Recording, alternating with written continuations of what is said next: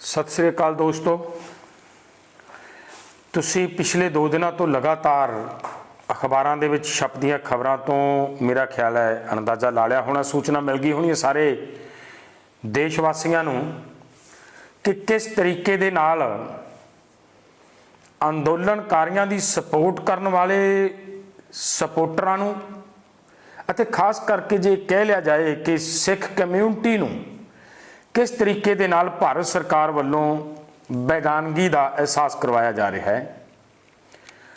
साडे अगर इनू जो तो मोर्चा शुरू होया उदों तो निगाह मार के वेख्या जाए तो जिन्ने लोगों ने इस मोर्चे नू सपोर्ट किया और बड़ी पद्धर के उत्ते साडे वीरां ने सपोर्ट किया, साडे NRIs वीरां ने सपोर्ट किया, साडे कलाकार नौजवानों ने सपोर्ट किया, साडे वख-वख संस्थावां ने इस मोर्चे नू सपोर्ट किया, लंगर लाए ते सरकार ने की किया, उन्हां सारिआं नू ANI दे नोटिस जारी करके एक तरह का अंदोलन नू दबाउण दी कोशिश की कि अंदोलन की सपोर्ट करन तो ये लोग पिछे हट जाण। पर इन्हां नू पता लग्या, जदों महसूस हो गया कि लोग अंदोलनकारियों की सपोर्ट करन तो पिछे नहीं हटणगे तो सरकार नू मूँह दी खानी पई, पिछे हटना पिया। अज की हो रहा है कि पिछले समय दे विच ये उही कौम है जिस कौम ने लगातार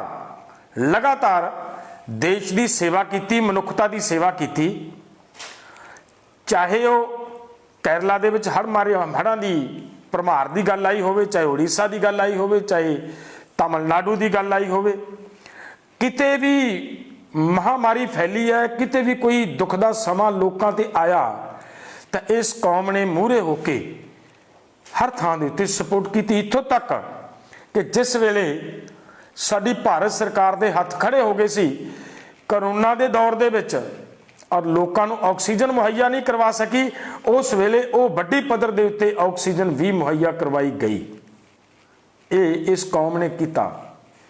इन्हां कौमां दी, इस कौम की दरिया दिली का एक प्रूफ है कि इन्होंने कोई नहीं वेख्या कि एक कौन है, हिंदू है, सिख है, मुस्लिम है, ईसाई है, कौन है, वो नहीं देखा।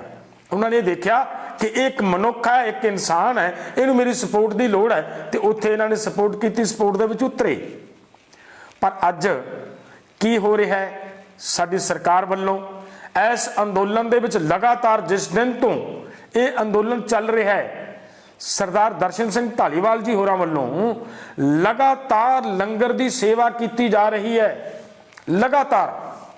और वो जो लंगर की सेवा की, कल्ले लंगर की सेवा नहीं की, बड़ी पद्धर दे उत्ते उत्थे लोकां लई शैल्टर होम बनाए, लोकां नूं वख-वख रहण दी व्यवस्था बनवा के दित्ती, ट्यूबवैल ला के दिते, पानी दे प्रबंध करके दिते। और अज जेकर वो पिछले दिन ही भारत दे विच आए ने और वो किस लिए आए ने, अपनी बेटी अपनी भतीजी की शादी के प्रोग्राम शामिल होने लिए आए ने। ते साडी सरकार की करती है, उन्होंने इत्थे अपने घर की खुशी के माहौल दे विच उस बेटी की शादी के मौके ते भी शामिल नहीं होने दे रही और इत्थों वापस मोड़े गए ने। और इदू बद होर घिनौनी हरकत कोई हो नहीं सकती जिड्डी घिनौनी हरकत भारत सरकार ने की है। मैं ये जे कहा कि भारत सरकार बिल्कुल नादरशाही फरमान जारी करने दे उत्ते या तानाशाह हो निबड़ी तो ये कोई दो रावां नहीं, बिल्कुल सच है। एक कर विखाया भारत सरकार ने कि जो भी कोई अंदोलनकारियों नूं रोटी भी खुआएगा तो उहदे लई भी ये सज़ा देणगे, उन्होंने भी सज़ा भुगतनी पेगी। कोई भी आदमी किसी ने साडे पक्ष दे विच ट्वीट किया है, उन्होंने भी सज़ा भुगतनी पई है। इत्थे ये हालात चल रहा है भारत सरकार दे विच। इहदा मतलब की निकलता है कि भारत सरकार पूरी तरह डिक्टेटर हो चुकी है, तानाशाह हो चुकी है। पर भारत सरकार नूं मन लेना चाहिए है कि तुहाडे इस तानाशाह रवैये दे नाल, इस डिक्टेटरशिप दे नाल अंदोलन दबण वाला नहीं। जिन्ना भी तुसी इस अंदोलन नूं दबाउण दी कोशिश करोगे, जिन्ना भी साडे सपोर्टर्स नूं तुसी तकलीफ देण दी कोशिश करोगे, ये अंदोलन उतना ही प्रचंड होएगा, उतना ही मजबूत होएगा।